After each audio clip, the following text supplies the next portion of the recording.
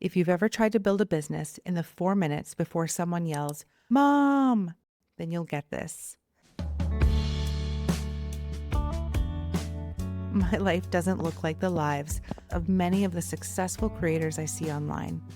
The ones who seem to have long, quiet blocks of time to think, plan, film, and create. Most of my creative windows look like 23 minutes before school pickup, or the 5 minutes while pasta boils, or that random moment when both kids are occupied and I realize I might actually have a sliver of space.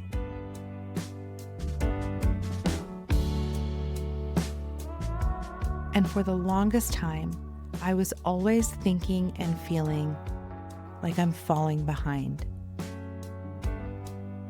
I can't keep up.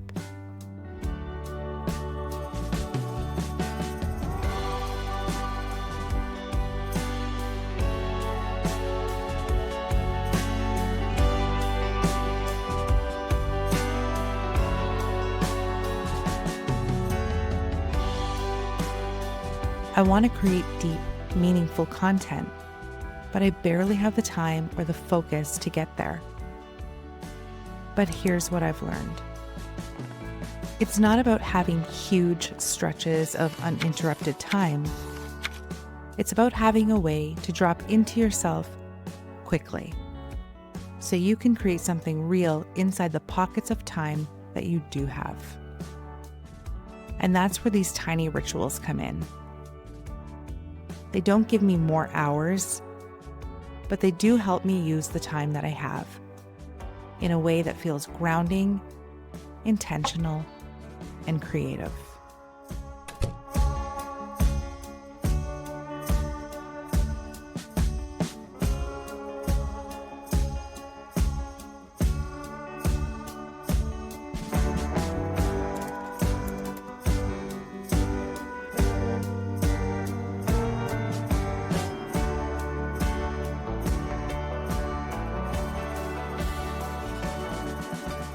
When your life is full, the hardest part isn't the creative work itself. It's landing in the right headspace long enough to begin. And because my time is so fragmented, I used to wait for the perfect moment. The quiet house, the clean kitchen, the clear mind. None of that happens, not consistently anyway. So instead of waiting for big stretches of time, I learned how to create tiny transitions.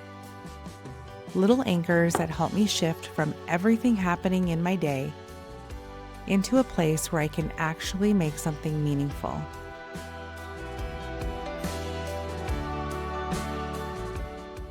Ritual 1: a quick walk with my dogs. Most days, I start with a short walk with the dogs.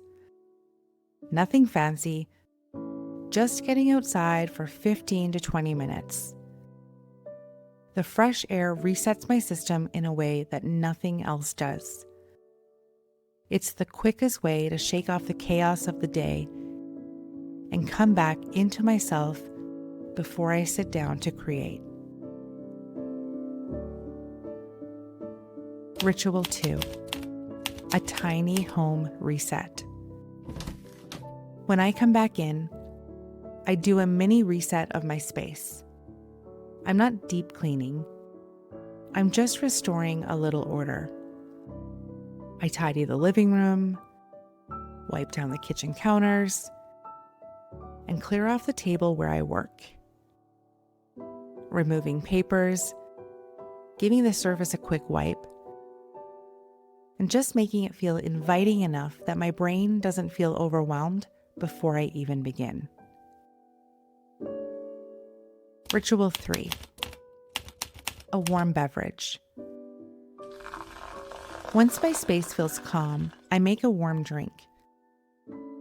Coffee, tea, whatever feels soothing that day. It's a small thing, but it helps my body shift from rushing through the day to, okay, we're slowing down now.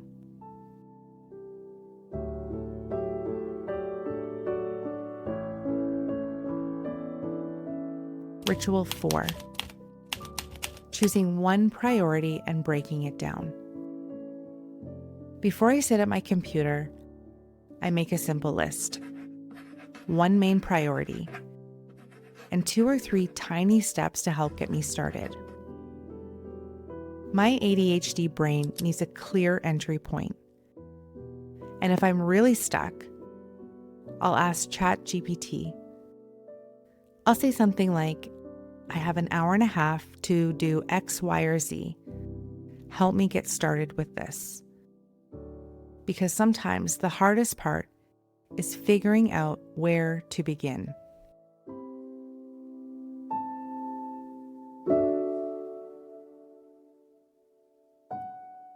Ritual 5. Setting the mood. Right before I start working, I like to set the environment a little bit. Nothing fancy, just small things that help my brain switch into, okay, it's time. Sometimes I light a candle. Sometimes I put a few drops of essential oils in the diffuser, and I almost always put on a relaxing playlist. It's simple, but being intentional with my environment helps me get into a deeper creative state a lot faster. It signals that this is my time to focus and work on my business.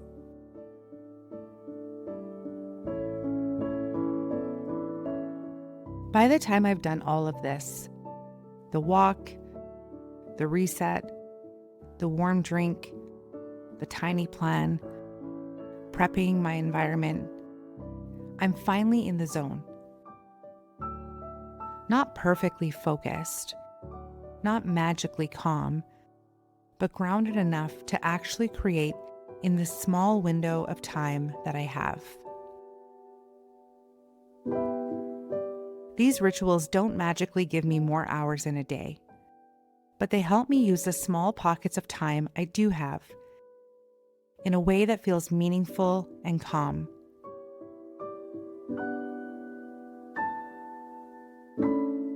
And if your life feels full too, if you're balancing kids, caregiving, healing, supporting loved ones, or simply moving through a hard season, I want you to know this. You are not falling behind.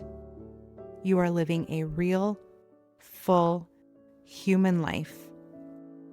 And you can still create beautiful, honest, impactful work in the spaces life gives you. Not in spite of your responsibilities and your healing, but right alongside them. Slowly, intentionally, and on your terms.